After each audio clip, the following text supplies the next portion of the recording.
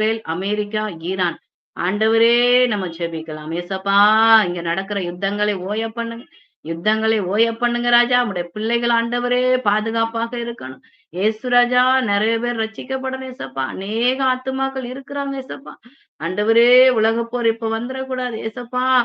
ரட்சிக்கணும். முதலாவது எல்லா ஜனங்களையும் நீங்க ரட்சிக்கணும் ஏசப்பா. ரட்சிப்பின் கரத்தை தேசத்தின் மேல் நீட்டுங்க. அந்த உலகப் போர் அங்க நடந்து கொண்டிருக்கிற அந்த யுத்தங்களை ஓய பண்ணும் ஆண்டவரே. தெய்வீக சமாதானத்தை உண்டு பண்ணும் ஆண்டவரே. என் தேவன் ஆண்டவரே உதவி செய்ய சமாதான பிரபு அந்த இடத்துல ஆளுகை செய்யும்படியாக நாங்கள் ஜெபிக்கிறோம்.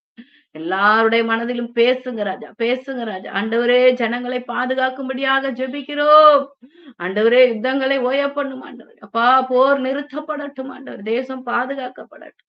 ஆண்டவரே, சமாதானம் கொடுங்க. ஜனங்களை காத்துக்கொள்ளுங்கப்பா, காத்துக்கொள்ளுங்கப்பா, காத்துக்கொள்ளுங்கப்பா. ஆண்டவரே, உம்முடைய பிள்ளைகளுக்கு சமாதானம் கொடுங்க.